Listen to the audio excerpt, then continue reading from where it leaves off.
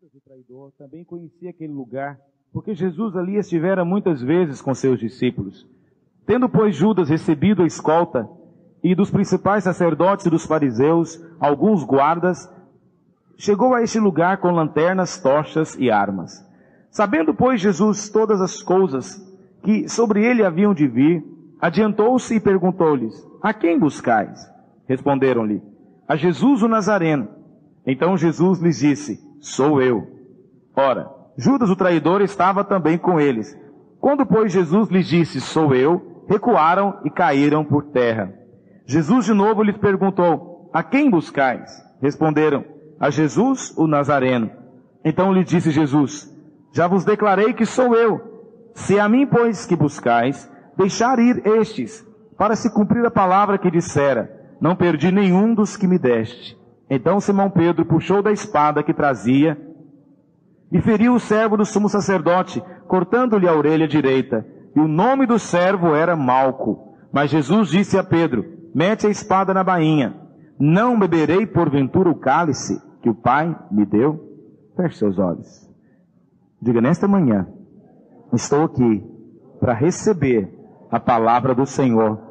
Por isso, eu abro o meu coração para obter revelação, entendimento e ser transformado pelo seu poder, em nome de Jesus.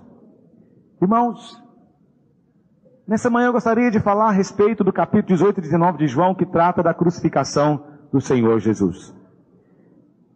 Não é algo que eu pretendo falar novo para você, porque todos aqui sabem a respeito da crucificação de Jesus. Mesmo aqueles que nunca leram a Bíblia sabem que Jesus foi crucificado. Mas ainda assim, esse é o Evangelho.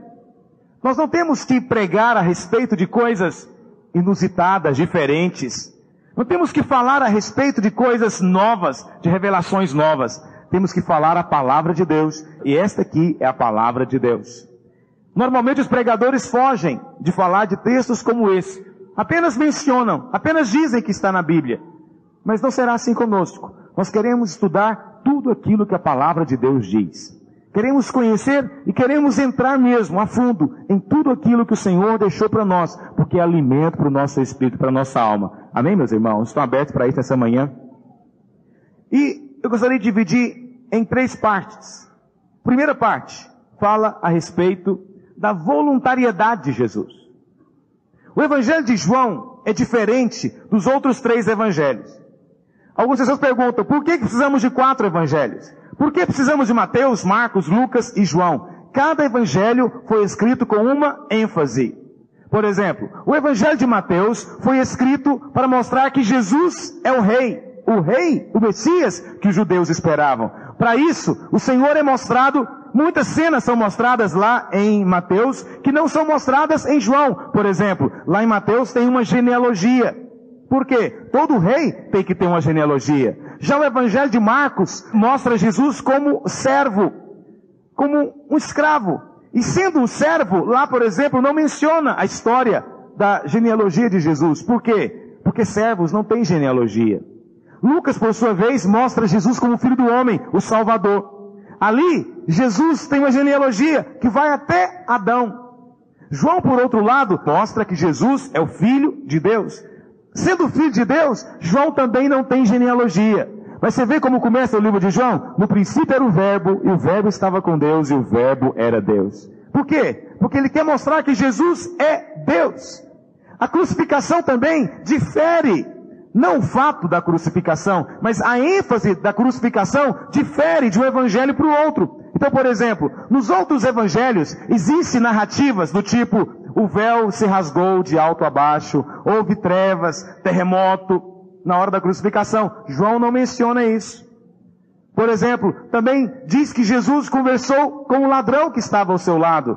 Lá em João, Jesus só conversa com João. Não conversa com o ladrão do lado. Por que há essa distinção? Porque nos outros 3 evangelhos, o alvo é mostrar que Jesus estava morrendo pelos pecados dos homens, como substituto. E para isso é importante mostrar o quê?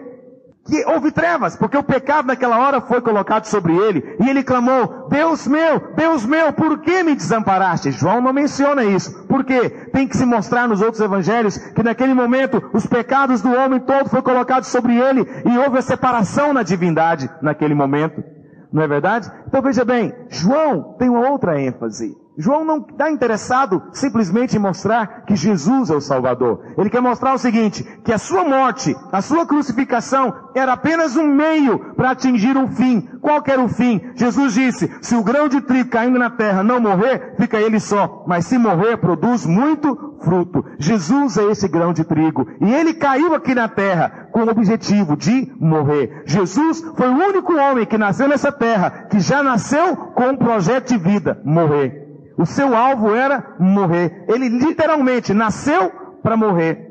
Por que disso, meus irmãos? Porque a morte era o único meio de liberar a vida que estava dentro dele. João quer mostrar que Jesus não é apenas a luz, não é apenas a verdade, o caminho, o pão da vida, a porta, não é verdade? O bom pastor, a ressurreição. Ele quer mostrar que Jesus é a vida. E preste atenção, tudo isso que Jesus é, só está disponível para você e para mim, porque Ele morreu. Foi quando Ele morreu que aquela casca da semente se rompeu. E na sua ressurreição, Ele pôde ser para nós tudo isso. Então hoje, Ele é luz, Ele é vida, Ele é o caminho, Ele é verdade, Ele é o pão, Ele é a água. Por quê? Porque Ele morreu e Ele ressuscitou. João quer mostrar que a morte de Jesus não era um mártir que estava morrendo. Ele não era fruto de uma mera injustiça humana que homens estavam fazendo. Ele quer mostrar que Jesus morreu porque quis. Porque Ele veio para isso, com o objetivo, nos dar vida.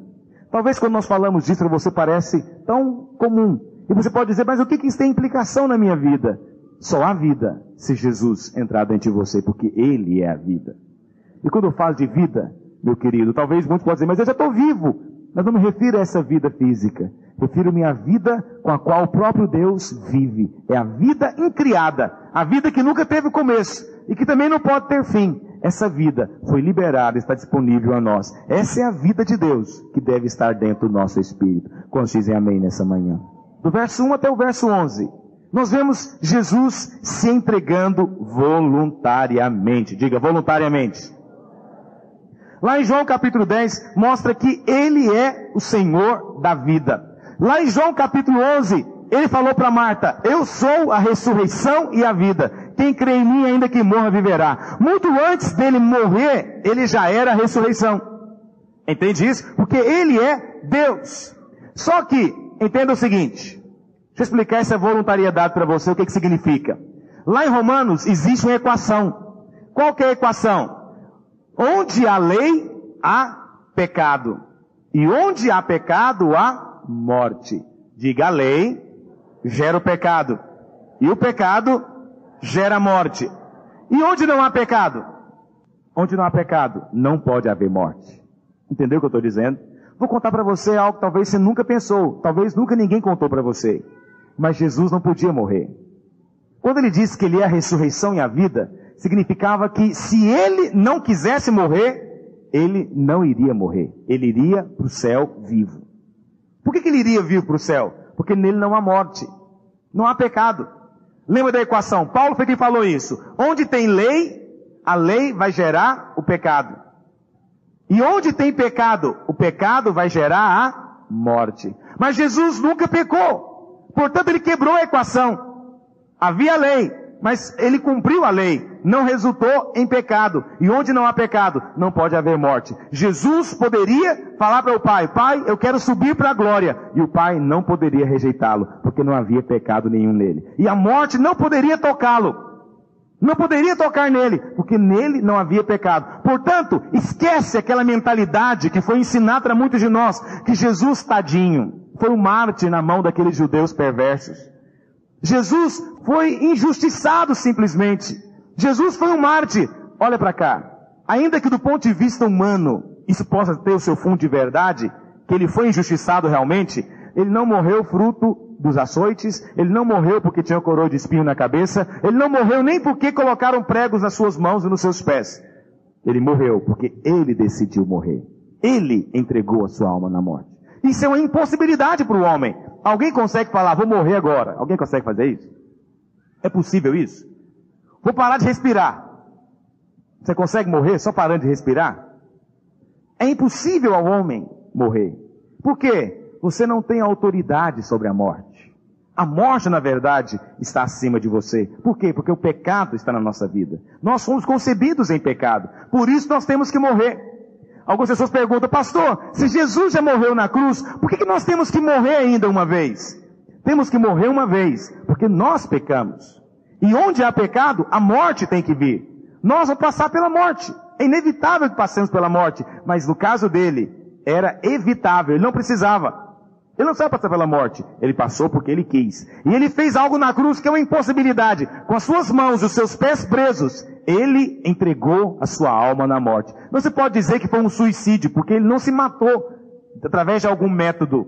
Ele simplesmente entregou a sua alma na morte. Por quê? Porque ele tinha autoridade sobre a vida e sobre a morte. Agora observe na sua Bíblia. Observe como isso está colocado aqui no livro de João. Primeiro, a Bíblia fala no verso 1 que Jesus foi para um jardim. Judas já havia saído. Os irmãos lembram da ceia? Jesus passou para Judas o pedaço do pão, indicando que ele era o traidor. E Judas saiu para trair Jesus. Aqui Judas está voltando. Se Jesus quisesse fugir, se ele fosse um mártir que quisesse fugir, ele poderia fugir. Mas você acha que o jardim era um bom lugar para se fugir? Jardins são públicos. Jardins não são lugar para se ocultar. Ele não foi para o jardim. Aqui em João não se diz o nome, mas em Mateus, Marcos e Lucas diz que era o jardim do Getsemane. E ele foi para ali não para se esconder, mas foi para ser achado. É interessante que nesse evangelho não há a narração da oração que Jesus orou 3 vezes. Pai, se possível de mim, passa de mim. Se possível, passa de mim este cálice. Por que João não menciona isso? Porque o alvo de João é mostrar que a morte de Jesus não tinha nada a ver com o pecado a priori, mas era apenas um meio para ele liberar a sua vida. Os outros evangelhos mostram o outro lado da crucificação, que foi Jesus tomando sobre si os nossos pecados. Aí é claro que diante da iminência do pecado, ele se sente aterrorizado. Não porque tinha medo da morte. Não pense que Jesus tinha medo da morte. Também não pense que Jesus não queria fazer a vontade de Deus. Nunca se iluda com isso. Ele veio para isso. E ele mesmo falou para Pedro aqui, não tomaria eu o cálice que o Pai me deu? Mas acontece que o pecado para ele era algo tão abominável, que ele, diante do pecado, sentiu repulsa. Foi em função disso a sua oração. Mas presta atenção. Primeiro, ele foi para o jardim. Para quê? Para ser preso. É isso que João nos mostra. Segundo, foi traído por Judas. Jesus sabia. Uma vez eu falei algo aqui, eu gostaria de corrigir ou falar melhor o que eu disse. Quando Jesus chamou Judas para ser discípulo dele, talvez Jesus não soubesse quem seria o traidor. Mas, depois de um certo tempo, como sendo seu discípulo, Jesus sabia que Judas iria traí-lo. Querem ver isso? Abre lá em João capítulo 13. João 13, só voltar algumas páginas da sua Bíblia. Verso 11, diz assim, pois Jesus sabia quem era o traidor. Por isso disse, nem todos estáis limpos. Jesus sabia quem era o traidor. Ele sabia e fez alguma coisa para mudar isso, meus irmãos? Ele não fez nada. Ele sabia que Judas iria traí-lo, que Judas iria buscar lá os soldados, iria trazê-lo, mas ele não fez nada para impedir. Ele sabia e não fez nada. Por quê? Porque ele estava aqui, era para isso. Olha a voluntariedade do Senhor diante da morte. Depois, terceiro argumento. A Bíblia fala que Judas chegou com os soldados. E os soldados perguntaram, és tu, Jesus, o Nazareno? O que ele respondeu, meus irmãos? O que ele respondeu? Eu sou. Qual que é o nome de Deus? O nome de Deus é eu sou o que sou. O eu sou, Javé ou Jeová, ou como queira, Yahweh, como queira pronunciar, não faz diferença para mim. Jeová significa eu sou. Quando Jesus disse eu sou, ele falou o nome de Deus. O que acontece? Duas coisas aconteceram aqui. Primeiro, ao falar o nome de Deus, ele estava dizendo, e para todo mundo saber, está no Evangelho, que aquele a quem os homens estavam rejeitando e matando, não era outro senão o próprio Deus. Jesus era o próprio Deus. Mesmo que você não entenda isso, é bom a nossa igreja estar cheia de novo convertido, porque é ótimo, eles vêm nas reuniões aqui de terça-feira para gravar o programa com dúvidas tão interessantes. que os crentes mais velhos já não fazem mais, né? Não tem mais essas dúvidas. Isso nos força, às vezes, a voltar a coisas que a gente nem fala. Mas, lá em Mateus, a Bíblia fala que o Pai falou do céu. Este é meu Filho amado. O Espírito desceu como pomba. E Jesus estava na água. Quantos deuses nós temos? Há mais de um Deus, irmãos? Quantos há realmente? Mas um só Deus. Você percebe 3? O Pai falando do céu, o Espírito vindo como pomba, e Jesus, o Filho de Deus, dentro da água. Aí alguém fala, mas não é possível, eu não consigo entender isso. Isso é muito complicado. Como é que pode ser um Deus e estar em 3 lugares ao mesmo tempo? Olha, querido, você não entende, porque ninguém é capaz de entender Deus. Deus não se explica e não se define, mas Jesus é a exata expressão de Deus. Não dá para ninguém saber como é que é Deus. Você consegue imaginar alguém que não teve infância, que nunca começou, que nunca nasceu? Você consegue imaginar alguém que nunca nasceu? Que não tem passado e nem futuro. Ele é só presente. Não tem passado. Para ele nada passou. Ele nunca mudou. É o autoexistente, que não precisa de comer, dormir, não precisa de nada, nem de ninguém. Ele existe por si mesmo. Ele não tem forma, ele ocupa o espaço todo, ele não se limita a coisa alguma. Você consegue imaginar alguém assim? Pois esse é o nosso Deus. Para nós era impossível chegar perto desse Deus. É impossível chegar perto de alguém que nunca começou, que não tem fim. É impossível chegar perto de alguém que não tem aparência, que não se limita a lugar algum, que é maior do que o próprio universo, porque ele criou o universo. E o universo é infinito. O que acontece? Para nós era impossível, mas Jesus, o Filho de Deus, é a exata expressão de Deus Pai. Eu não sei se algum dia nós veremos a Deus, mas nós veremos Jesus. E Jesus é Deus. Como dizem amém sobre isso? Nós o veremos, porque Deus se fez homem. Jesus tem uma forma, ele parece conosco. Naturalmente glorificado, né? Glorificado, mas homem. Homem glorificado, mas continua sendo homem.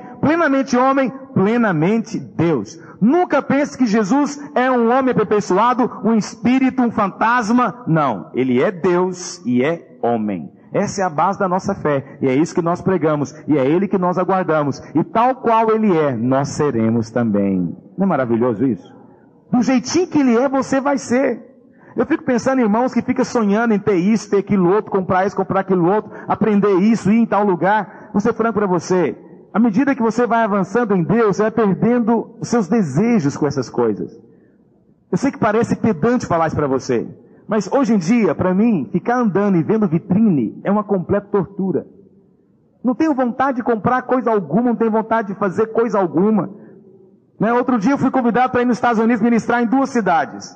Durante no último semana do jejum, no início de abril. E os irmãos disseram, não, você tem que ir. Mas sabe aquele negócio? Eu não vou nesse trem não, estou jejuando, estou orando, ficai aqui. Não quero, não tem interesse, não tem fascínio de ir em lugar nenhum, de conhecer nada, de fazer nada. Não é isso que me atrai mais. Se eu for, fui. Se eu não for também, estou em paz do mesmo jeito. Porque hoje eu tenho uma suprema ambição na minha vida. Eu quero ouvir da boca de Deus o elogio. Eu quero ouvir ele dizer, servo bom e fiel, muito bem. Eu já ouvi elogio de homens, já ouvi elogio da minha mãe várias vezes, aleluia. Já ouvi elogio de pastores, já ouvi elogios de pessoas mais velhas, já ouvi elogio profissional, já ouvi elogio de ovelha, já ouvi elogio de muita gente. Agora eu quero ouvir elogio de Deus. Eu quero ouvir elogio de Deus. E tem que ser assim conosco. Você quer ouvir o elogio de Deus? Quantos querem ouvir Deus elogiando você?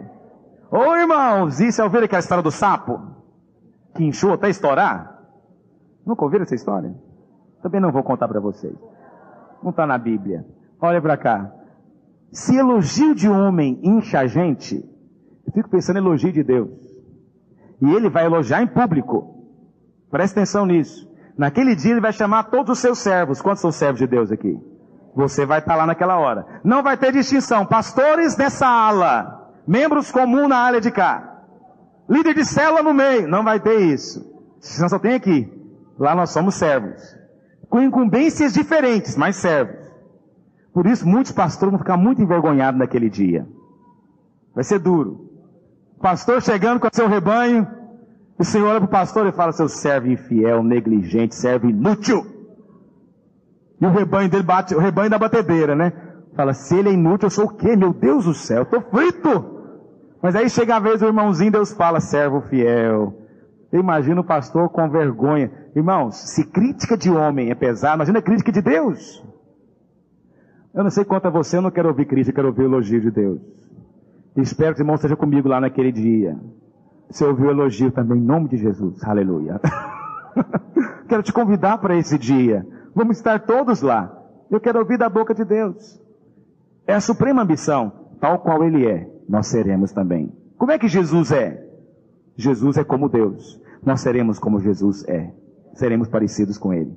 E naquele dia vai se cumprir o propósito original de Deus, de ter o homem à sua imagem e semelhança. Naquele dia nós seremos de fato imagem e semelhança de Deus. Cara de um focinho do outro. Mesma glória, mesma aparência, mesma estatura, mesma fisionomia. Vai ser maravilhoso isso. E isso tem que ser o que está no seu coração. Amém, meus irmãos? Bom, mas Jesus, na verdade, quando Ele falou, eu sou, Ele estava dizendo, eu sou Deus. Mas presta atenção, quando Ele disse, eu sou, aconteceu o que com as pessoas, os soldados? Caíram para trás, eles não caíram empurrando, igual alguns crentes, nossa, que hora, não. Os irmãos gostam de orar empurrando, né? Teve um encontro desse aí, que teve um irmão que deu realmente rasteira no povo. Se você não cai, eu derrubo você, rapaz. Não precisa derrubar ninguém. Os irmãos param de derrubar os outros orando. Porque fica com a ideia que só quando derruba é que foi abençoado. Né? Então os irmãos começam a orar, começam a empurrar com a pontinha do dedo. Que a coisa é muito sutil, né? Vai orando. Ou o cara cai, ele torce a espinhela aqui atrás. Ele tem que cair. Não é verdade? E os irmãos não precisam de sugestionar e nem impor ninguém nada. Unção é unção, o Espírito de Deus faz. Quando Deus faz, Deus faz. Se você acha que cair na unção, ou cair por causa da unção não está na Bíblia, você está descobrindo que está. Jesus só falou, eu sou, o povo caiu para trás. Ele orou, nem ergueu a mão, só falou, eu sou, e pumba para trás. Caiu todo mundo. Né? Imagina o soldado, todo mundo armado. Mas que cena ridícula. Consegue imaginar? Que coisa mais ridícula. Mas Deus faz questão de ridicularizar o poder humano mesmo. Para mostrar o quê? Eu vou, mas eu estou indo porque eu quero. Porque esses soldados aqui não valem de nada. Não dão conta de me prender. Esses soldados não conseguem nem encostar a mão em mim. Que basta eu falar, eu sou, eles caem para trás. E se eu falar mais coisa, vai cair fulminado. Vai cair fogo do céu. Vai vir milhares de anjos. Então, é como se Jesus dissesse, fique bem claro, eu estou indo porque eu quero ir. Os discípulos entenderam isso. Eu estou indo porque eu quero ir. Porque esses soldados são ridículos. São patéticos. Como é que eles querem prender Deus? É impossível prender Deus. E o Senhor não abriu mão da sua dignidade, divindade, em hora nenhuma. Nunca negou. É patético tentar prender Deus. É isso que estava dizendo para os discípulos. E os discípulos viram isso. Apesar que nem todos entenderam. Os irmãos, portanto, não tem que forçar. Porque quando a unção estiver na sua vida, é patético tentar resistir você. Quando Deus dá uma palavra para você e fala, é isso que você vai fazer, não tente impedir. Ninguém pode impedir aquilo que Deus mandou você fazer. Não perca a serenidade, não perca a paz. Quem tem unção tem, quem não tem não adianta. Não adianta forçar, empurrar para trás, mandar repetir. Outro dia o irmão veio falar comigo num dos encontros. O irmão chegou para um novo convertido e falou, vou orar em línguas com você agora. E ele orou, e o outro não falou em línguas, ele falou, então agora, fala em línguas, em nome de Jesus. E o outro, I love you, Jesus, I love you, I need you so much. E o outro, viu, falou em línguas inglesas. Isso aconteceu no encontro. Você não precisa de tentar falar línguas inglesas. A questão não é língua, não é o ponto central. Para ficar livre de certos irmãos, tem que falar línguas mesmo. Para ficar livre de certos impertinentes, você não fala língua, você está frito. Melhor eu falar, senão ele vai, já me rolou no chão. Já todo empoeirado. Agora o que eu falo? Vou falar correndo. Senão eu estou morto aqui nesse encontro. Os irmãos não façam isso, por favor. Deixa que o Espírito mova. Se ele não falou, não falou. Vai falar mais cedo ou mais tarde. Mas é o Espírito que tem que mover. Não somos nós. Mas presta atenção. Quando a unção está em você, você não precisa de fazer nada. Você não precisa de fazer nada, o Espírito é que faz. Não contei para os irmãos do Porfírio, lá da pizzaria Florentino, começou a falar em línguas vendo televisão. Vendo o nosso programa de televisão. E, em algum momento do programa, não sei quem estava pregando, alguém falou lá no programa para orar, ou fez uma oração para encerrar. E desafiou, você que quer o dom do Espírito, peça a Deus, Deus vai dar para você. E o sujeito nem crente não era. Nunca tinha posto o pé numa igreja. Nunca, agora está vindo aqui. Todo domingo no culto assim que ele está aqui, porque ele é pizzaiolo, ele não pode vir em todos os horários. Ele vem 5 horas. Eu quero que ele testemunhe isso aqui para a igreja. E ele lá assistindo o programa de televisão, o que aconteceu com ele? Começou a falar em línguas. Ele falou, vou ajoelhar aqui. Isso ele contando, né, não, Pedrosa? Vou ajoelhar aqui e vou pedir a Deus. Igual o pastor está falando. Ele ajoelhou e começou a falar em línguas. E não conseguia parar. Não é que ele não conseguia, ele não queria parar naturalmente, não é? Aí ele pegou, não estava entendendo o que estava acontecendo com ele, foi atrás de um primo, um parente, prima que é crente. E falou para ela, escuta, eu estava vendo programa de televisão e eu comecei a orar, e eu não consigo parar, e ela falou para ele, você, seu profano miserável, você está profanando as línguas do Senhor. Muito cuidado com a maldição de Deus. Irmãos, não faça isso também não. É duro quando encontra um crente desse, né? Aterroriza a gente. E ele falou, eu não, nem quero falar em línguas, não. Eu lá quero falar em línguas, o quê? Eu quero é parar. Me ensina como é que eu paro. Mas não conseguia parar. Quando foi mais ou menos 1 hora, a gente estava naquele da campanha de jejum de 40 dias. Quando era 1 hora da tarde, ele me ligou aqui na igreja. Eu não podia atendê-lo. E ele no telefone, pastor, por favor, me ajuda, porque eu estava vendo o programa, aconteceu isso comigo, e agora, basta eu pensar em Deus e supita tudo assim. Eu falei, é mesmo, irmão? Ele falou, pois é, só porque eu falei Jesus, aleluia, e eu falei, para, quero falar com você, o que é? Não sei o que é, pastor, me ajuda. Estava desesperado. Quando Deus quer fazer, Deus faz. Aí ele veio, eu não podia atender, pastor, não, eu fui atender ele, mesma coisa, né? Começava a conversar, falava em línguas. Conversar, falava em línguas. Chorando. O que aconteceu? Quando o Espírito de Deus move. Não precisamos de forçar. Quando Jesus diz, eu sou, ninguém fica em pé. Quando Jesus diz, eu estou aqui, Ele está aqui mesmo. Quando a unção de Deus opera, você não tem que se preocupar. Deixa eu dizer algo para você. Não se preocupe com nada exterior. Não se preocupe com coisa alguma. Não se preocupe se você não fala em línguas ainda. Não se preocupe se você não percebe nada especial na sua vida. Não se preocupe simplesmente. Apenas busque a unção de Deus e deixe que a unção mova na sua vida. A unção vai mover. Amém, meus irmãos? Os irmãos creem nisso? Eu creio, mas eu mais do que creio, eu tenho visto isso acontecendo. Mas Jesus percebe. Poderia ser. Se Jesus quisesse fugir, o que ele faria numa hora dessa?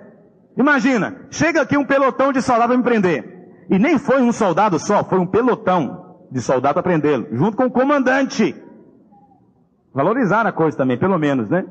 E na hora que Jesus fala, eu sou, cai todo mundo no chão. Se ele quisesse fugir, o que ele faria numa hora dessa, meus irmãos? Imagina a cena. Ô Pedro, aproveitando a cena agora, Pedro, vamos fugir. Para onde é que nós vamos? Ô Tiago, João, corre para lá. Vou para cá com o Tomé. Não podia? Mas ele não fez. Ele ficou esperando o povo levantar. Como se diz, eu percebo até um tom de impaciência. Eu já falei para vocês. O que vocês querem? Ou seja, levanta, rapaz, levanta daí. Fala o que você quer. Aí eu imagino todo mundo levantando assim, meio sem graça, né? Aquela cara amassada. Nós estamos procurando Jesus o Nazareno. E ele, eu acho que ele você falou, oh, Deus, tem misericórdia de mim. Já falei, sou eu. Presta atenção. Não foram eles que prenderam Jesus. Foi Jesus que se entregou para eles. Ele não precisava. Ele não se escondeu. Em nenhum instante ficou nervoso. Imagina, eu fico imaginando você. De repente chega a notícia que estão querendo prender você. Como é que você ia ficar? Ligeiramente tenso, não é? Aí a polícia chega na sua casa. Como é que você fica? Ligeiramente tenso. Você fica em pânico. Não, pastor, não fica em pânico não. É porque você não morava em Jerusalém naquele ano. Naquela época. Sabe como é que eles tratavam lá? Quando alguém era suspeito de alguma coisa? Você acha que eles falavam, olha, você pode ficar calado, qualquer coisa que você falar vai ser usado contra você. Isso é coisa americana, né? Mas vale aqui também. Você pode ter um advogado e não sei mais o que, vai para uma cadeia. Você acha que era assim? Ô, irmão, o negócio era feio naquela época. Quando alguém falava que ia ser preso, o cara ficava louco, desesperado. Jesus ficou sereno o tempo inteiro. Que dignidade, que seriedade, que coisa linda. Porque Ele é o Senhor da vida. A morte não o assusta. Ele é maior do que a morte. Ele está entre a vencer o seu último inimigo. E ele vai ter que encarar a morte. Mas ele não se assusta diante dela. Em nenhum instante perde a calma. Mas Pedro perde. Pedro falou, não vou aceitar um negócio desse não. Isso vai ficar assim não. Ele veio para ser o rei dos reis, o Messias, sou ministro dele, e é o seguinte, catou a espada do vizinho, parece que ele estava sem espada, e arrancou a orelha de um, chamado Malco. Arrancou a orelha fora. Fico pensando como Jesus é amoroso. Foi contado no meio de transgressores. Mas até os seus discípulos não ficavam muito atrás também. Parecia mais capanga do que discípulo. Não é verdade? Estava mais preocupado em proteger o Senhor do povo, encostar nele, das crianças chegar perto, então, mas o quê? Do que realmente fazer a vontade de Deus. Não compreenderam, mas o Senhor compreendeu. Então, o primeiro princípio, entenda, do versículo 1 até o versículo 11, a tentativa é apenas mostrar essa. Ele morreu porque ele quis. Não precisava de ir, mas ele foi. Ninguém poderia obrigá-lo a ir, mas ele foi. Ninguém poderia prendê-lo, ele se prendeu, ele se entregou para ser prendido. Ninguém poderia achá-lo se ele quisesse esconder, mas ele se mostrou, porque é o Filho de Deus, porque é o Senhor. Ô irmãos, isso para nós tem que ser mais do que mera doutrina. Ao ler a palavra do Senhor, precisamos ser profundamente tocados com isso. Sabe, que o Senhor nos dê esse mesmo dom, mesma graça. Sabe, de encarar a morte com tamanha serenidade e dignidade, compreendendo que nada é maior do que o nosso Deus, nem mesmo a morte. Nem mesmo a morte. Nós estivemos ouvindo o pastor Ben Wong, trabalha em células lá em Hong Kong. Estivemos ouvindo ele no seminário na semana passada. Ô irmão, que coisa linda que aquele irmão contou pra gente. Quanta coisa maravilhosa. E ele é de Hong Kong, mas está trabalhando com missões na China. E ele dizendo que hoje a China hoje é o lugar onde tem a maior igreja evangélica no mundo. Mas ninguém sabe contar com precisão. E ele dá apoio para uma igreja na região de Pequim. Deixa eu dizer algo para você. Você sabe, ele dizendo, o que é uma igreja média lá na China hoje? Média, não é igreja grande não, igreja média, mediana. É uma igreja com 400 mil membros. 400 mil. Eles não se reúnem, porque é proibido reunir. É proibido fazer culto público na China, a não ser nas igrejas estatais. Esse pessoal todo se reúne em células, só em grupos. Tem pastor, tem tudo. Apacenta, tem trabalho, tem ensino, discipulado, mas só através da célula. E ele contando que lá na China agora eles mudaram a maneira de executar os pastores, porque nunca houve perseguição religiosa tão forte em toda a época do comunismo como está tendo hoje na China.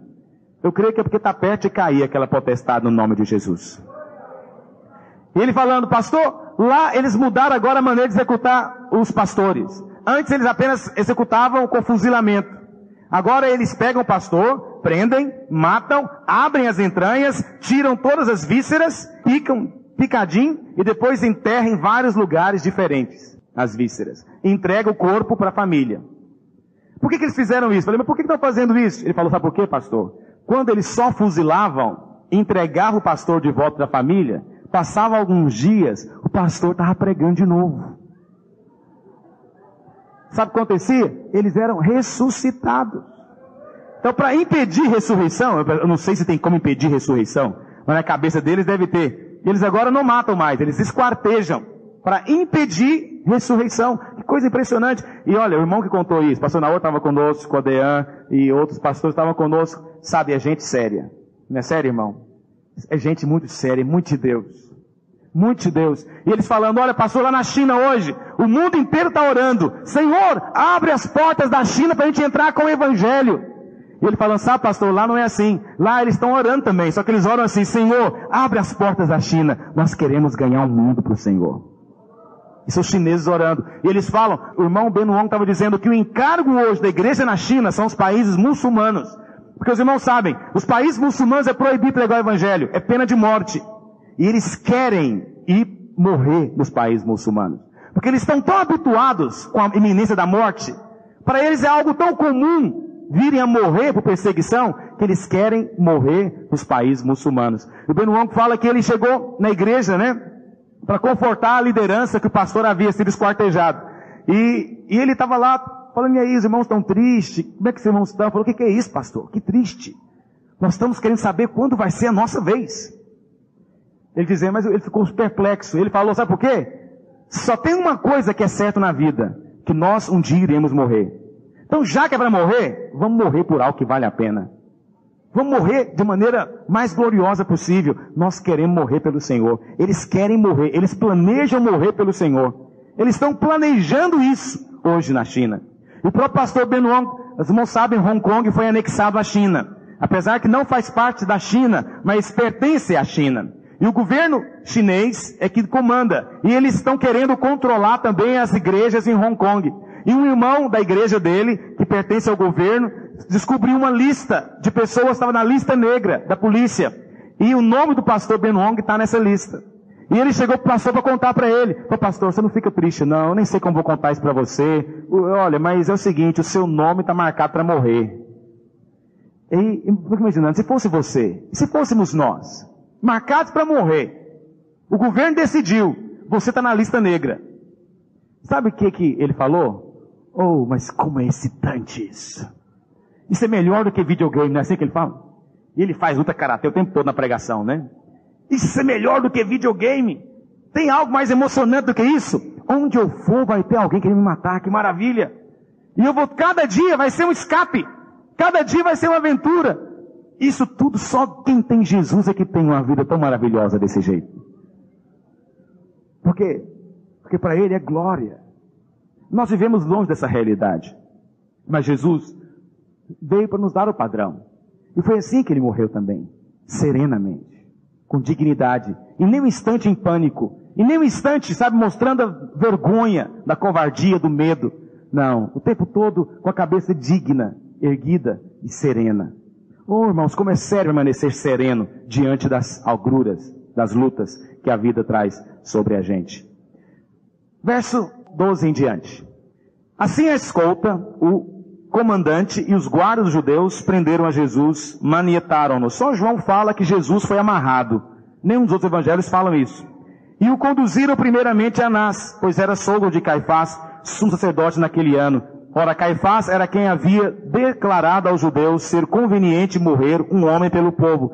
Simão Pedro e outro discípulo, que talvez seja João, porque João jamais menciona o seu próprio nome, e outro discípulo seguiam a Jesus. Sendo este discípulo conhecido o sumo sacerdote, entrou para o pátio deste com Jesus. Bom, esse discípulo, que era João, conhecia o sumo sacerdote. Diz a história, né, as lendas da história, que João fornecia peixe para os sacerdotes. Por isso que ele conhecia. E talvez por isso ele sabia também o nome de Malco, que era servo do sacerdote, talvez era a pessoa encarregada de receber o peixe. Pedro, porém, verso 16, ficou de fora, junto à porta. Saindo, pois, o outro discípulo, que era conhecido o sumo sacerdote, falou com a encarregada da porta e levou a Pedro para dentro. Então a criada encarregada da porta perguntou a Pedro, não és tu também um dos discípulos deste homem? Não sou, respondeu ele. Ora, os servos e os guardas estavam ali, tendo acendido um braseiro por causa do frio, e aquentavam-se. Pedro estava no meio deles, aquentando-se também. Devia estar fazendo frio. Lembra disso, quando você ouvir dizer que Jesus ficou despido. Não era um dia quente de verão. Então, o sumo sacerdote interrogou a Jesus acerca dos seus discípulos e da sua doutrina. Declarou-lhe Jesus, eu tenho falado francamente ao mundo, ensinei continuamente, tanto nas sinagogas quanto no templo, onde todos os judeus se reúnem, e nada disse em oculto. Por que o Senhor falou isso para ele? Para mostrar que Jesus não era um subversivo, não era alguém, um reacionário, uma pessoa qualquer, que estava ali tentando produzir uma rebelião. Tudo que ele fez, fez às claras. Quando falou, falou no templo, nas sinagogas. Jamais fez nada em oculto. Por que me interrogas? Verso 21. Pergunta aos que ouviram o que lhes falei. Bem sabem eles o que eu disse. Além do mais, era contra, naquela época, o direito, induzir a pessoa a uma confissão, como eles estão tentando fazer aqui. Dizendo ele isto, um dos guardas que ali estavam, deu uma bofetada em Jesus, dizendo, é assim que falas ao sumo sacerdote? O guarda bateu em Jesus, não porque Jesus falou algo errado. Ele não falou nada errado. Mas é porque a resposta de Jesus expôs o sacerdote. Mostrou a estupidez do sacerdote. Mostrou o quanto ele era tolo. Replicou-lhe Jesus, se falei mal, dá testemunho do mal. Mas se falei bem, por que me feres? Então Anás o enviou manietado à presença de Caifás, o sumo sacerdote. Lá estava Simão Pedro, aquentando-se. Perguntaram-lhe, pois, és tu, porventura, um dos discípulos dele? Ele negou e disse, não sou. Um dos servos do sumo sacerdote, parente daquele a quem Pedro tinha decepado a orelha, perguntou, não te vi eu no jardim com ele? De novo Pedro negou e no mesmo instante cantou o galo. Olha a diferença do não sou para o eu sou. Qual foi o resultado quando Jesus disse, eu sou? Manifestou unção, autoridade. E o não sou de Pedro? Jesus esperava que Pedro dissesse também, eu sou.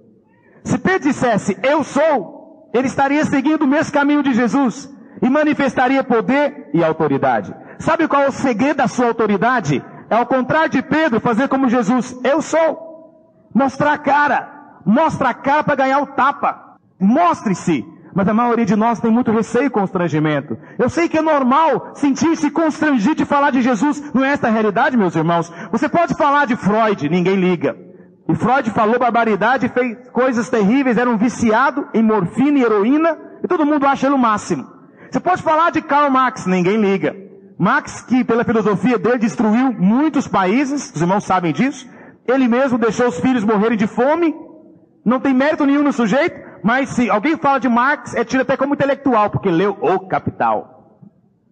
Se você fala de qualquer pessoa, não tem problema. Mas se você resolve falar de Jesus, seja onde for, em qualquer circunstância, vai haver um peso, um constrangimento. Seja na sua casa, no trabalho, na escola, na sala de aula, onde for. Se você levantar e falar de Jesus, vai acontecer o que na hora? Vai vir um peso. Sabe por que tem esse peso? Porque o mundo, os ares, jazem no maligno. E o diabo odeia quando nós falamos. Agora presta atenção, se você é alguém que cede por medo, como Pedro fez, negou Jesus diante da empregada.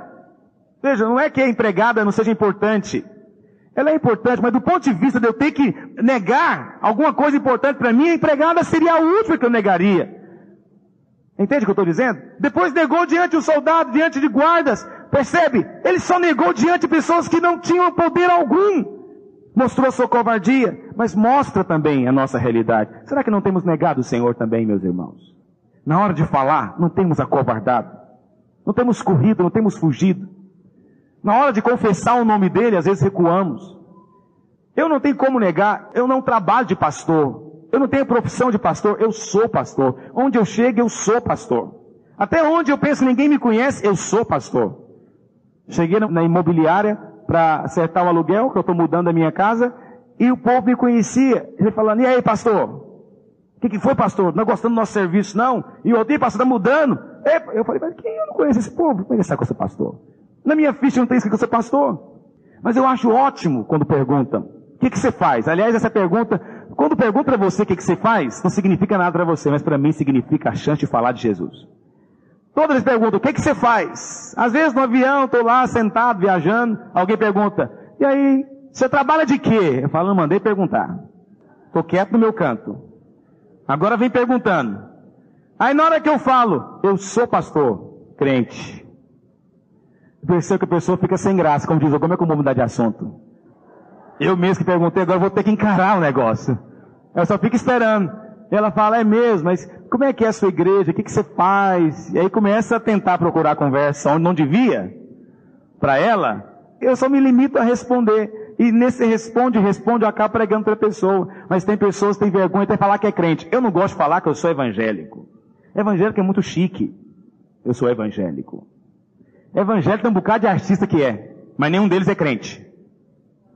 Nenhum deles é crente. Eu gosto de ser crente. Porque crente pega mal. Crente é associar-se com os ignorantes, imbecis, estúpidos, tapados, manipulados. Ser crente é que é um negócio. Eu acho que ser crente é mais poder do que ser evangélico. Ninguém gosta de falar que é crente. É ou não é, meus irmãos? Você fala que você é crente? Não, eu sou cristão. Cristão todo espírito é. Qualquer macumbeiro é cristão. Eu não sou cristão mais não. Não sou mesmo. Quando alguém fala, você é cristão? Eu falo, não, sou crente. Porque cristão, adorador de Maria é cristão. Adorador de pomba gira é cristão. Quem faz despacho em terreiro é cristão. Eu vou associar com esse povo? Eu sou crente. Tudo bem que no ramo dos crentes também não tem muita coisa de se orgulhar às vezes, sabe? Mas pelo menos eles confessam a Jesus como Senhor. Às vezes são bem legalistas, às vezes aprontam muito, mas pelo menos confessam a Jesus. Deixa eu dizer algo para você. Fala que você é crente. Mostra a cara para ganhar o tapa. Não tenha medo de ser rejeitado, não. Não segue o caminho do não sou do Pedro. Segue o caminho do eu sou de Jesus. Porque se você seguir o caminho do eu sou, você vai ter autoridade. Pessoas vão cair para trás. O diabo vai cair para trás. E sabe por que caíram para trás ali, meus irmãos? Porque quem foi para prender Jesus? Foram os soldados romanos, a guarda dos sacerdotes, foi os principais sacerdotes e os fariseus.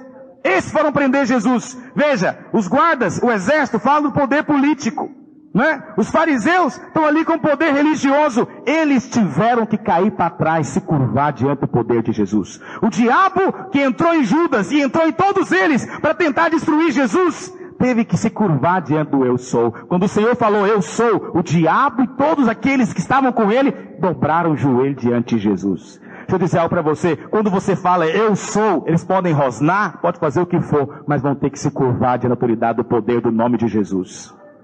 O poder do diabo vai ter que se curvar diante de você, curvar diante de nós. Irmãos, se nós queremos conquistar essa cidade, nossa geração, não podemos ser a turma do não sou, não.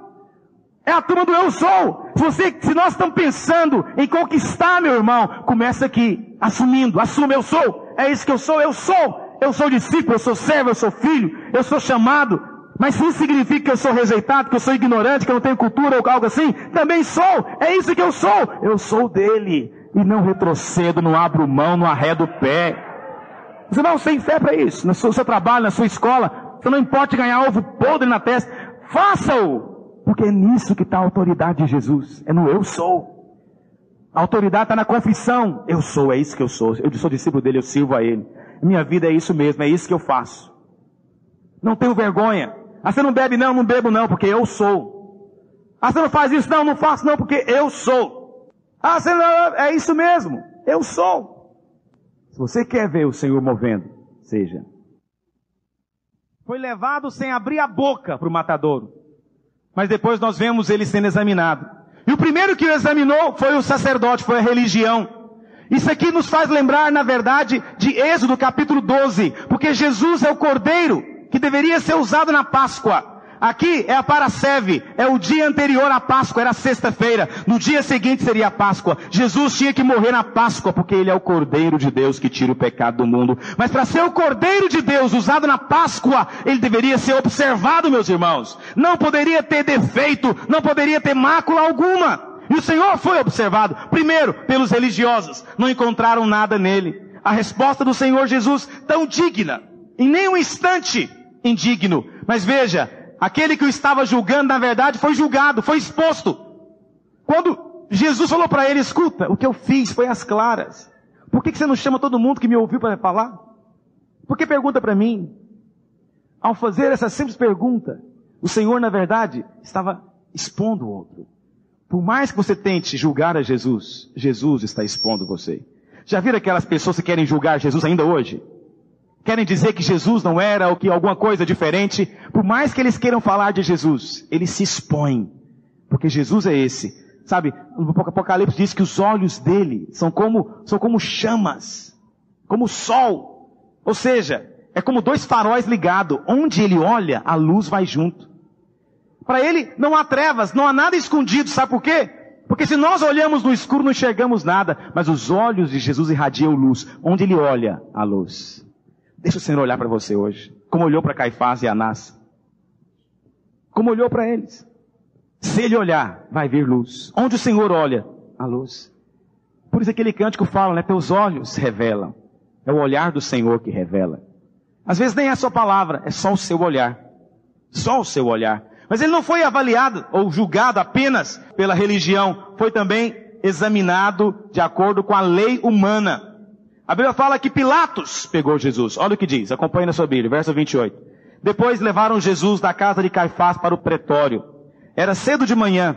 Eles não entraram no pretório para não se contaminarem, mas poderem comer a Páscoa. Entendem isso aqui? O pretório era onde ficava a administração romana. Um judeu jamais entrava em casa de gentio, de quem não era judeu. Um judeu se sentia contaminado. E se eles entrassem na casa de Pilatos, eles não poderiam participar da Páscoa. A Páscoa era no outro dia. Por isso ficou todo mundo de fora. Que coisa interessante. Às vezes você lê e não entende, estou explicando para você. Então Pilatos saiu para lhes falar e lhes disse. Já que não puderam entrar, Pilatos fez o quê? Saiu. Nem Jesus teve que entrar. Que acusação trazeis contra este homem? Responderam-lhe, se este não fosse malfeitor, não te o entregaríamos. Replicou-lhe, pois, Pilatos, tomai-o vós, outros, e julgai-o segundo vossa lei. Responderam-lhe os judeus, a nós não nos é lícito matar ninguém, para que se cumprisse a palavra de Jesus, significando o modo por que havia de morrer. Por que? Para que se cumprisse a palavra de Jesus. Qual palavra de Jesus? Você lê a Bíblia e também não sabe. Passa por cima e não liga.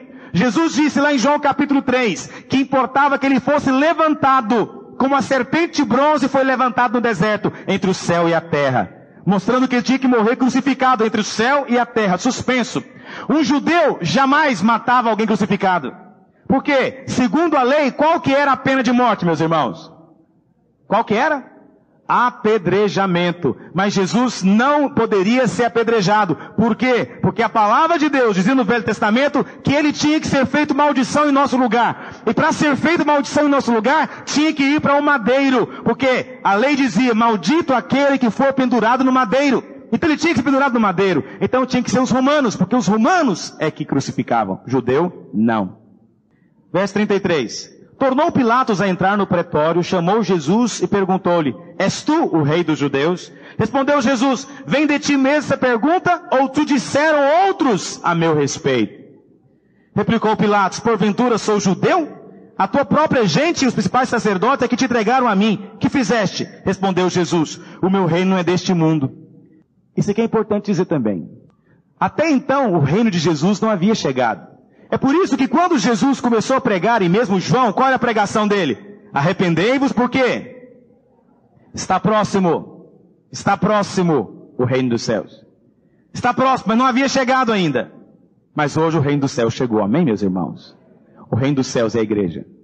A igreja está aqui.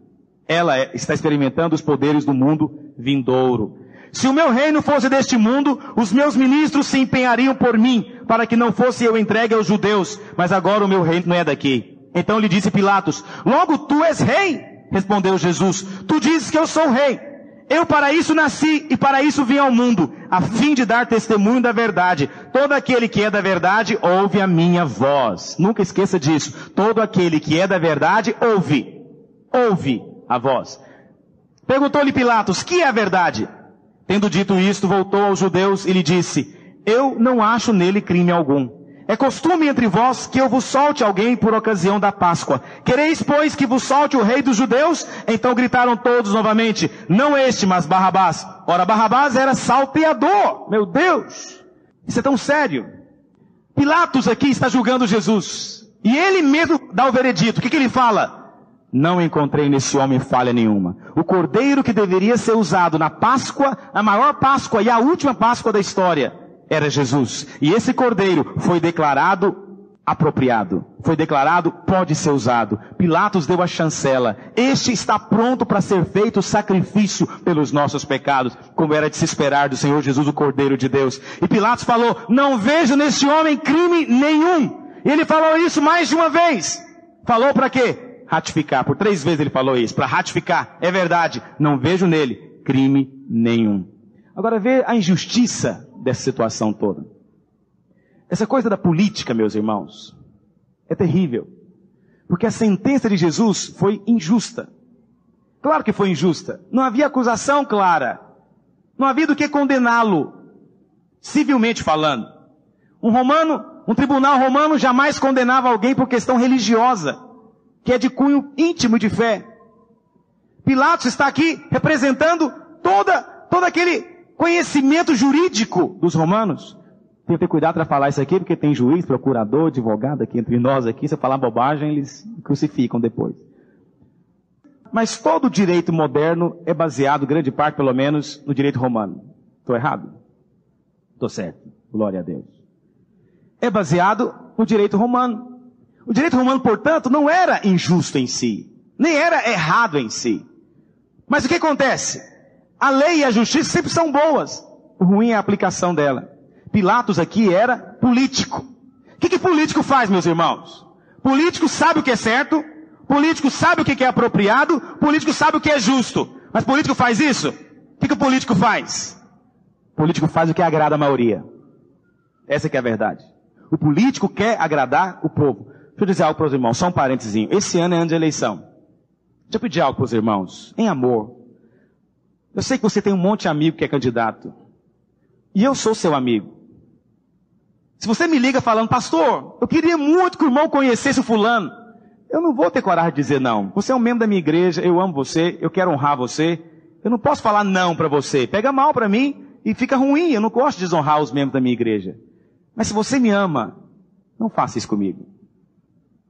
Não me traga vereador nem prefeito para eu conhecer. Não preciso de conhecê-los. Não preciso deles. Não precisamos deles. Podemos orar por eles, que sejam bem-sucedidos e que vença aquele que é o menos pecador e injusto. Mas não traga para mim. Os irmãos têm ligado para mim, pastor, aqui quem fala é o fulano. Eu já fico sem graça, porque é o fulano que está falando comigo. E eu queria muito, pastor, que o irmão conhecesse o candidato tal. Como é que eu vou dizer não para ele? Eu vou ter que atender naturalmente. E qualquer um que fizer isso, eu vou atender naturalmente. Mas se você me ama, não faça isso comigo. Como igreja, nós não nos envolvemos partidariamente, está me entendendo? A igreja se envolve politicamente, mas não partidariamente. Entende a diferença das duas coisas? Política é ideia, filosofias. Nós politicamente temos posicionamento. Nós somos contra aborto, somos contra a pornografia, somos contra uma série de coisas, a favor de muitas outras. Concordamos, sabe, educação para todos, saúde para todos, transporte coletivo decente e digno, limpeza urbana, somos a favor. Mas são ideias políticas. Não temos posicionamento partidário, sigla, nome nós não temos. O nome da videira não está associado com o nome de ninguém, só com o nome do Senhor Jesus. Amém, meus irmãos? Então, por favor, colaborem nisso. Você é parte da igreja. Ajude-nos. Qualquer irmão que quiser se candidatar, eu abençoo. Mas nesse momento, pelo menos, não tenho paz em Deus para entrar num negócio desse. Abençoo, oro. Você pode até fazer campanha com os irmãos que você conhece, mas não use o nome da videira, em nada. Não use, porque nós não queremos isso. Se eu me posiciono, eu sou do PFL. Aí o pessoal do PT fica com raiva de mim. Pastor Luiz é reacionário. Pastor Luiz é retrógrado. Aí se eu falo, eu sou do PT, aí o povo do PFL fica contra mim. Pastor Luiz agora é anarquista, é a favor da baderna e do MST. Pastor Luiz está contra a Bíblia. Então veja bem, se nós nos posicionamos, perdemos pessoas. Então não nos posicionamos não. E se perdermos, perderemos por causa do nome de Jesus. E ganharemos por causa do nome de Jesus. Quantos dizem amém sobre isso? Estamos juntos nessa, irmãos? Glória a Deus. Então Jesus foi sentenciado injustamente, trocaram ele por um salteador. Por quê? Porque a política fez. A política crucificou Jesus. E tem pastor hoje que querem casar com a política. A política está nas mãos do diabo. Assim como a religião também está nas mãos do diabo. A política e a religião se casaram para matar o Senhor da glória. E como mataram o Senhor da glória, querem matar a igreja hoje também. Querem matar qualquer testemunho vivo de Jesus hoje também. E nós vamos agora fazer casamento com eles?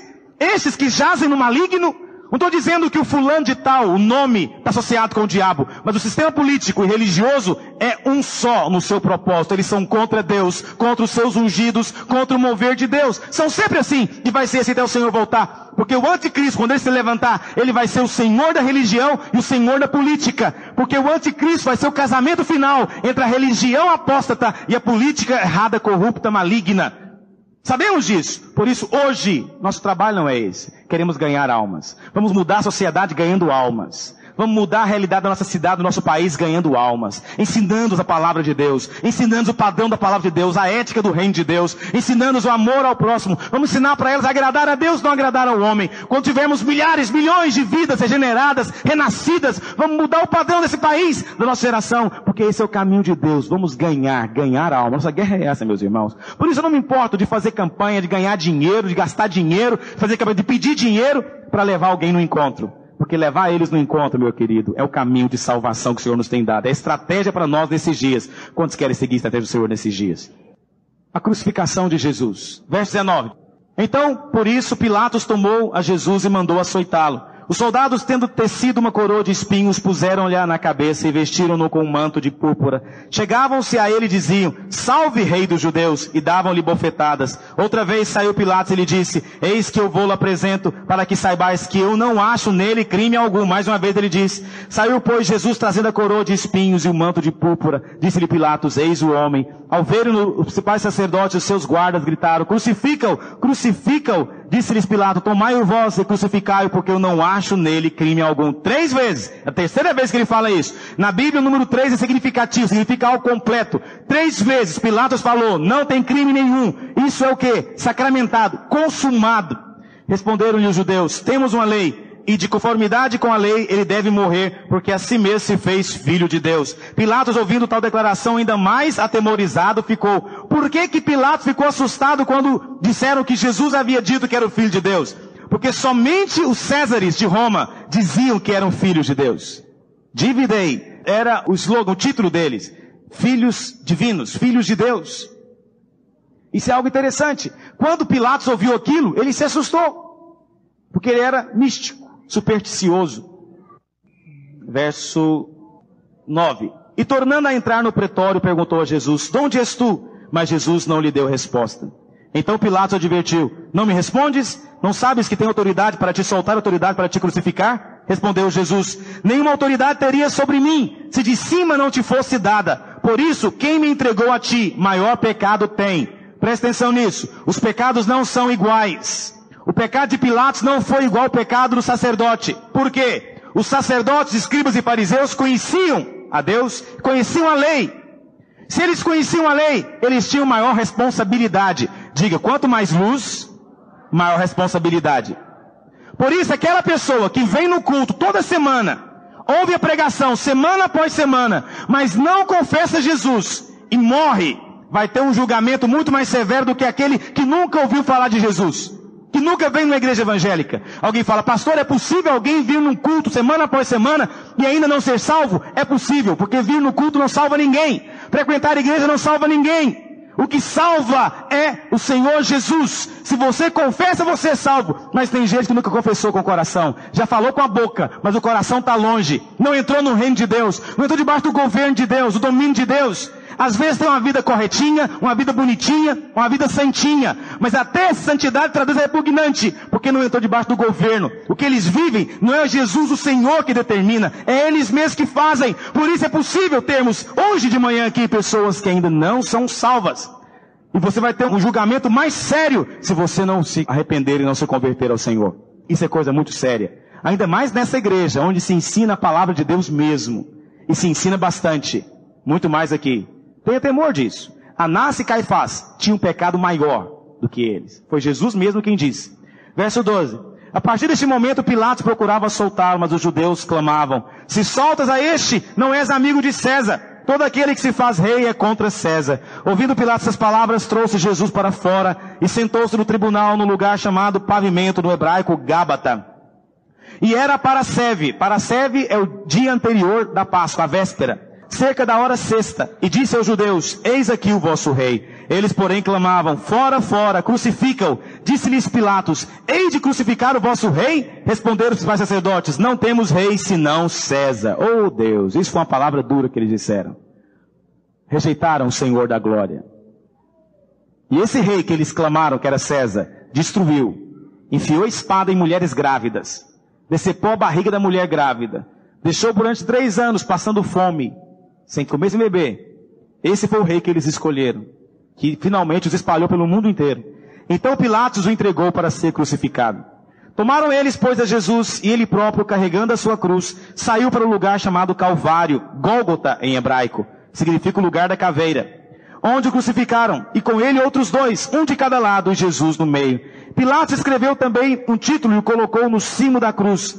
O que estava escrito era: Jesus Nazareno, Rei dos Judeus. Muitos judeus leram este título porque o lugar em que Jesus fora crucificado era perto da cidade e estava escrito em hebraico, latim e grego. Por que hebraico, latim e grego? O Senhor Jesus morreu por todos os homens. Ele não morreu só pelos judeus. Não morreu só pela igreja, pelos crentes. Morreu por todos os homens. O fato de estar escrito ali em latim, grego e hebraico nos fala, meus irmãos, das 3 culturas prevalecentes, que até hoje influenciam o nosso mundo moderno. Talvez você não sabe disso. Mas dos hebreus veio a religião.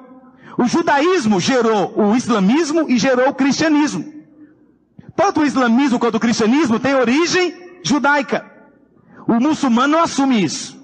Mas é claro que o islamismo é a imitação do judaísmo. Então o judeu fala da religião. O que os romanos falam? Latim era o idioma dos romanos. Os romanos nos falam de sistema de governo. Essa estrutura básica de governo que nós temos é romana. Os 3 poderes, né? Poder legislativo, judiciário, executivo, isso é romano. O Senado, não é a questão das leis. Tudo isso é romano. Nós herdamos isso. representativo. E os gregos, é a filosofia. Até hoje, os clássicos gregos são estudados, Platão, Sócrates e todos os outros. Por que são estudados? Porque a base do pensamento moderno ainda é grego. A política feita hoje no mundo ainda é romana. E a religião que prevalece no mundo ainda é judaica. Basta você ver um padre entrando dentro da igreja. Aquele padre está vestido igualzinho um sacerdote do Velho Testamento. Eles têm o Santo dos Santos, têm um altar, tudinho. Influência de quem? Dos judeus. Então preste atenção. Hebraico, latim e grego nos mostram que a obra do Senhor foi toda inclusiva. Ele não morreu por só um homem, nem morreu por uma raça, nem morreu só pela igreja. Ele morreu por toda a humanidade. Quantos dizem amém sobre isso? Mas eu entendo que nessa manhã, o que o Espírito de Deus move em nós, para entendermos que houve um dia em que o Cordeiro de Deus desceu entre nós. Nesse ponto você tem que pegar todo o Evangelho de João e condensar. Tudo aquilo que ele disse, que ele era a verdade, o caminho, a vida, a luz, a graça, o pão da vida, a água da vida, o maná do céu, o caminho, a porta das ovelhas, a ressurreição, a vida. Tudo aquilo que ele disse só está acessível a nós, porque ele voluntariamente quis se entregar na cruz. Não precisava, ele o fez porque quis. Ele não se escondeu, ele foi manso, ele se entregou para os soldados, porque ele tinha poder até para vencer os soldados sem ter armas nas mãos. Ele o fez como cordeiro, porque Pedro arrancou a orelha do soldado, mas Jesus tinha que ser o cordeiro que vai sem resistência e sem abrir a sua boca. Foi julgado. Foi sim, porque ele era o cordeiro da Páscoa. A Páscoa era o dia seguinte. Ele morreu numa sexta-feira. A Páscoa sendo no dia seguinte, ele como cordeiro deveria ser aprovado. Por 3 vezes, Pilatos falou, não vejo nesse homem crime nenhum. 3 é um número completo. De maneira consumada e completa, Jesus foi declarado inocente. Seu julgamento foi corrupto, ele foi condenado pela política e pela religião. Esses são os inimigos de Deus até hoje. A religião primeiro, que tem maior pecado, depois a política, depois os políticos. Hoje, se nós queremos manifestar esse Jesus, temos que ter a serenidade dele, a tranquilidade dele, diante do adversário, diante do opositor. Não como Pedro. Alguém pergunta, por que a narração de Pedro está junto com a de Jesus? Só para mostrar que Jesus é o eu sou e Pedro é o não sou. Poderia gastar a manhã inteira falando só disso, do eu sou e do não sou. O que você é nessa manhã? Você é o eu sou ou é da turma do não sou? Quantos são do eu sou nessa manhã? Fique de pé. Vamos orar ao Senhor. Pega sua mão para o Pai nessa hora. Oh Espírito Santo de Deus, sei que a tua unção está entre nós nessa manhã. Tu sabes, Senhor, cada vez que falamos da crucificação, eu sei que os anjos do Senhor se levantam entre nós. Sei que a unção do teu Espírito move para confirmar, porque esse é o nosso Evangelho. É isso que nós pregamos. É por isso que nós nos dispomos a morrer, porque o Senhor Jesus se fez homem e morreu no nosso lugar. Senhor, nós queremos dizer nesse dia que nós não nos envergonhamos deste Evangelho. Senhor, mas por ele somos capazes de entregar a nossa própria vida. Deus, eu quero clamar ao Senhor nesta hora. Olha essas mãos erguidas neste lugar. Ó Deus vivo, dá a tua ousadia. Dá a tua ousadia para manifestar a tua vitória na cruz. Para mostrar que o Senhor é vencedor. Deus, para desfazer as obras do diabo e para ver caindo diante de nós todos os poderes do inferno, se curvando ante o nome do eu sou, o grande El Shaddai, Deus Todo-Poderoso, Senhor Jesus Cristo, Rei da Glória, Leão da tribo de Judá, Raiz de Davi, o Alfa e o Ômega, princípio e o fim, o Verbo de Deus, Emanuel, que está presente entre nós. Oh Deus, dá-nos autoridade nesses dias, que a tua unção mova em nós. Senhor, não queremos ministrar na fraqueza da carne, não queremos ministrar na limitação da carne, mas na autoridade do teu nome, na unção do teu Espírito. Em nome de Jesus oramos nessa manhã. Ainda de mãos erguidas. Eu quero que você fale ao Senhor nessa hora. Deus, dá-me a chance nesses dias de manifestar a ousadia, a autoridade.